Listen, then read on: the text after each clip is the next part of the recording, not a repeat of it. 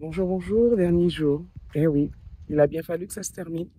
Dernier jour de notre défi brique, de notre tour de dingue de mon île. Alors, on se retrouve aujourd'hui à nouveau à Bemao, la ville où je réside, pour vous faire un petit point de ce défi qui a été tout simplement extraordinaire. Il y a deux points que je voulais préciser avec vous. Le premier, c'est que je suis dingue de mon île, mais mon île est un archipel. Je n'ai pas absolument pas eu le temps d'aller dans les dépendances, euh, les Saintes, Terre de Haut, Terre de Bas, Marie-Galante, Marie-Galante, la belle Marie-Galante, Saint-Louis, Combo, Capestière de Marie-Galante, et la Désirade que vous avez aperçue le jour où j'étais à Saint-François. Donc ça, c'était le premier point. Le deuxième point, c'est que le défi brique durait 21 jours. Quand on enlève la vidéo du premier jour de présentation et celle-ci, il nous reste 19 jours, donc 19 communes sur les 30 que compte la Guadeloupe. Il a fallu que je fasse des choix souvent par l'urgence. Donc, je voudrais présenter mes sincères excuses à Petit Bourg, Baïf, Yonde, Déhay et Petit Canal que je n'ai pas pu vous présenter. Mais ce n'est que partie remise parce que franchement, ce défi m'a donné plein d'idées.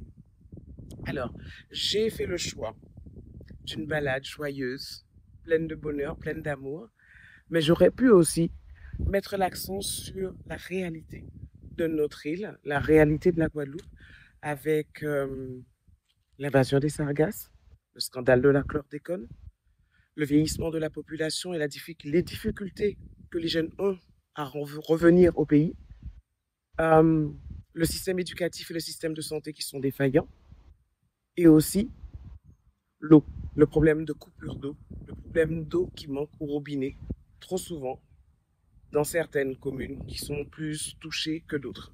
Alors, ça me permet de faire une petite parenthèse. Petite parenthèse qui m'a été dictée par un événement qui s'est passé il n'y a pas si longtemps que cela,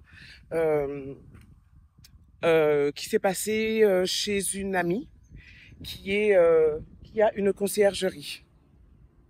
Vous savez, et là je m'adresse particulièrement à toutes ces personnes qu'on a plaisir à accueillir, qui viennent des visiteurs, communément appelés des touristes. Quand vous venez découvrir la Guadeloupe, arrivez avec l'esprit ouvert, arrivez avec l'envie de nous comprendre, de comprendre notre culture, de découvrir autre chose. Mais c'est valable pour la Guadeloupe, mais pour ailleurs aussi. Voyagez avec l'esprit ouvert. Quand il n'y a pas d'eau au robinet, ce n'est pas de notre faute. Quand vous avez pris une semaine de vacances et que sur la semaine, il a plu 7 jours, ce n'est pas de notre faute.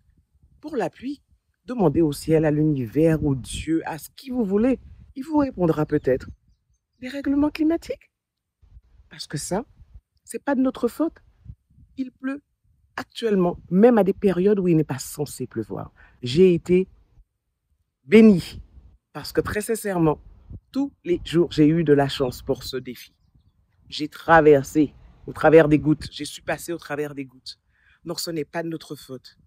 Donc, prenez de la distance. Souriez. Soyez zen. Respectez le travail et la vie des personnes dont vous découvrez le quotidien. Si vous souhaitez retrouver tout le confort à l'identique de ce que vous avez laissé chez vous, restez chez vous. Très sincèrement. Mais vous perdez beaucoup. Attendez, je vous laisse passer parce que je suis dans le couloir de l'aéroport. Donc, il y a un avion qui passe et qui va atterrir, puisque nous sommes à nouveau à Birmingham, un lieu que j'aime beaucoup, et pour la pratique sportive et puis pour se poser tout simplement. Alors, je reprends. Si vous voulez retrouver votre confort de chez vous en venant en vacances, quel que soit le lieu, je ne parle pas seulement de la Guadeloupe, restez chez vous. Restez chez vous. C'est plus simple. Vous n'aurez rien à critiquer. Mais si vous venez avec amour, avec l'esprit ouvert, eh bien, soyez les bienvenus. Il y a des déconvenus, ce n'est pas grave. Apprenez à profiter de ce que vous avez. Voilà, c'était la parenthèse que je voulais faire parce que très sincèrement, ça m'a chagriné qu'elle se fasse, mais vraiment, je ne vais pas employer le terme que je voudrais employer, qu'elle se fasse houspiller par un client, simplement, parce qu'il y a eu quelques heures de coupure d'eau. OK? Ça, c'est notre quotidien à beaucoup d'entre nous. Donc, soyez respectueux. Voilà, ça, c'était la parenthèse du jour. Ensuite, j'ai choisi donc de montrer mon île sous euh, le volet du bonheur et de la joie parce que c'est moi, tout simplement. Et parce que mon île, mon archipel est bonheur et amour, réellement. Alors, ce défi a été magnifique parce qu'il m'a permis de réaliser qu'il y a énormément de choses à dire sur chacune des communes. Alors, ça m'a donné des idées. Le deuxième point que j'ai relevé avec ce défi, c'est l'invisibilisation des femmes. Je ne comprends pas qu'il m'ait été aussi compliqué de trouver très rapidement des femmes pour chacune des communes. Donc, il y a aussi également un travail à faire de ce côté-là. Voilà, donc je suis heureuse, je ressors grandie et de cette aventure et extrêmement fière de vous avoir partagé mon bonheur d'être une Guadeloupéenne, parce que je le suis. Je suis très heureuse et très fière de l'être. Donc, je vous donne rendez-vous pour de nouvelles aventures. En attendant, si vous ne connaissez pas mon podcast, il est aussi disponible sur ma chaîne YouTube, donc je vous invite à le découvrir de femme à femme. Et je vous dis à très vite pour de nouvelles aventures, parce que je crois qu'il y a énormément de choses à faire et je vais m'y atteler.